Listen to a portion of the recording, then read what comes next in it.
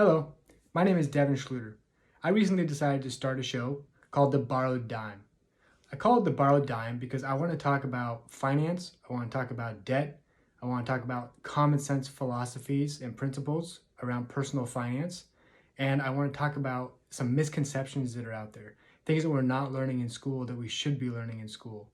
And it's going to be informal, and I just want to get some information out there that I think is important, things that have helped me in my life, things that I've learned over my several years of working in finance and in banking. I'll start by just telling you a little about myself. Again, my name is Devin Schluter. After graduating college, I have spent the last almost 10 years working in banking and in finance. And part of what drove me to start this show is that I don't like what I do for a living.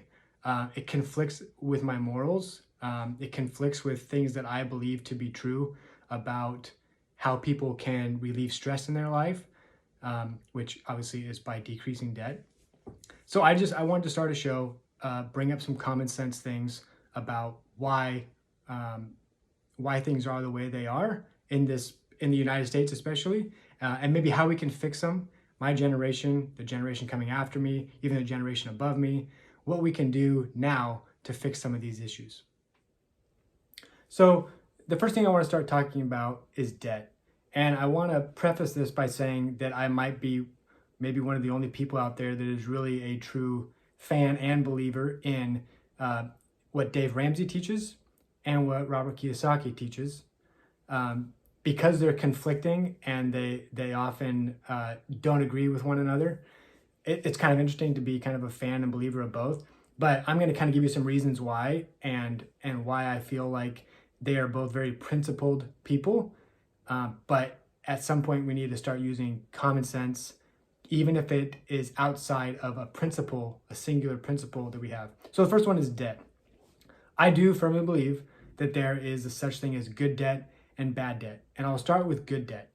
I believe if we use debt to buy appreciating assets, that there can be a way that is good debt. Not always. I'm not saying go buy a home with 0 down or 5% down and then try and rent it out and just break even or make $10 a month and call that a good use of borrowing money, because I don't think that's true.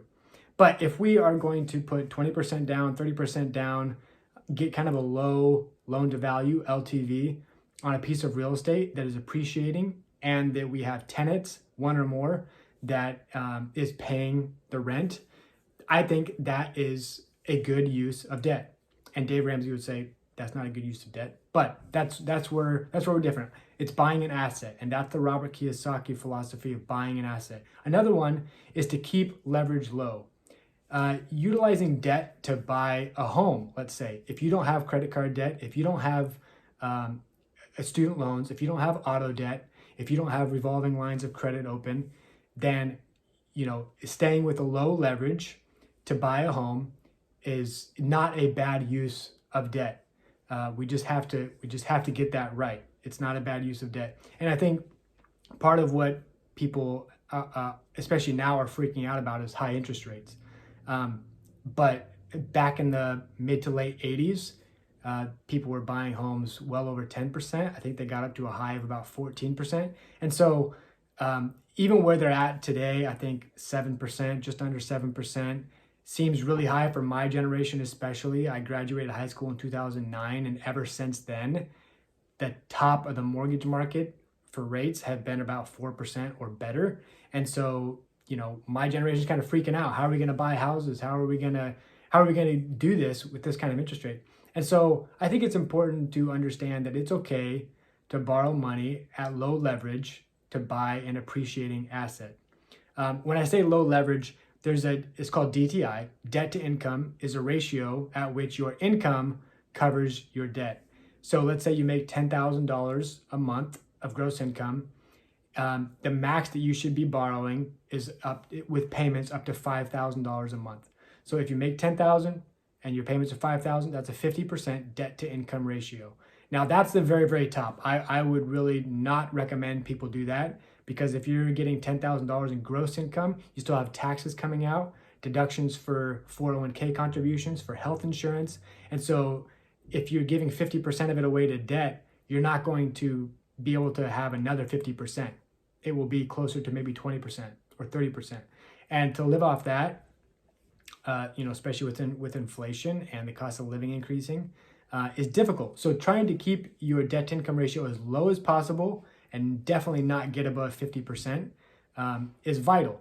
Now, there's another thing that I believe. If the only other option you have is to lease something, I would recommend buying it even if you have to borrow money. For example, a car. Now, I don't believe in putting debt toward a car either. That's a depreciating asset, which what I would say is a liability. But if you have to have it, and for some reason the only other option you have is to lease it. Leasing is where you're paying somebody to use this car, but then after a certain term, you go give the car back and you don't have anything anymore. So basically you've just been paying to rent this car. So on the contrary, if you were to buy the car and use debt, then you pay for it for, let's say, the same amount of time, 3 to 5 years. But at the end of that, you still have that asset. It's definitely depreciated in value, but you have, even if you liquidate it, you have some money. You have something at the end of this. So that would be another instance where I would say debt would be better than leasing. Again, I want to preface it. I don't recommend borrowing money to buy a vehicle. I don't do that anymore, and I don't recommend people do that. But if for some reason your only other option is to lease it, I would recommend buying it.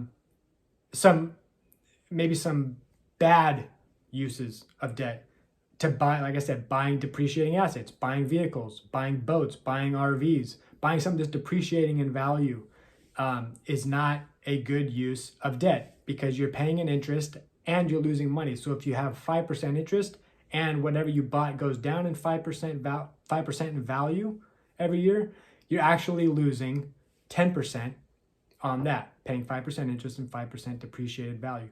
And so it's not a good use of debt to buy depreciating assets. Buying liabilities, that's also just not a good use of your money. And now there is spending money to go on vacation, spending money for something where you're not going to get an asset back. I believe in that also. I take vacations, I go on trips, I spend money where I do not get an asset back from that. However, borrowing money, I do not borrow money to go on vacations. I do not borrow money to go buy new clothing or a new hat or a new pair of sunglasses. I do not borrow money for that. So that would be buying a liability, buying something that has no more value once you've spent it. High leverage, I talked about 50% max as the DTI, the debt to income. A high leverage would be if you bought a house at 50% debt to income, and then after that, you went and got a vehicle or you went and got some credit cards and racked up more and more, so your debt to income kept skyrocketing and it was over 50%. That's going to be a really heavy burden on your shoulders that you may not ever get out of. And that's very, very scary.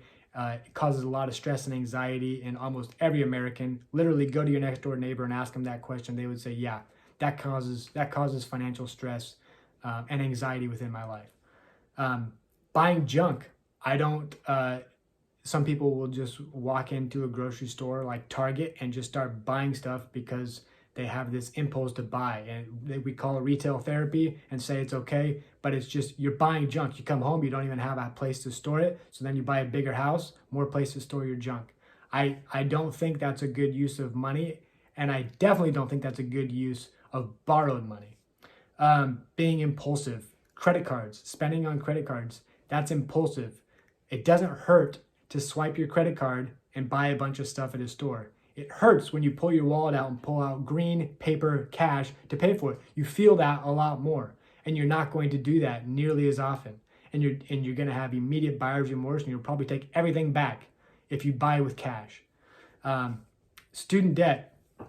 Student debt's a tricky one because at the end of our student experience out of college, we should be making more money than before we started, which in most cases is probably still true. You're more employable. Employers, for some reason, are still looking for this piece of paper that said you graduated with a degree.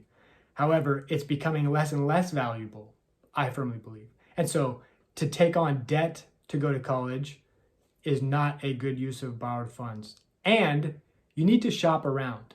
Going to a brand name school just because you want that brand name is a bad use of borrowed funds. I personally went to Eastern Washington University, and there are 4 or 5 more prestigious universities within a 5-hour drive. UW, WSU, Gonzaga, Whitworth, kind of the list goes on. You can go down into Oregon, Idaho. And so, but I picked the cheapest school where I could live with my parents or really, really close to them and still have low costs, and just was able to pay for college as I went.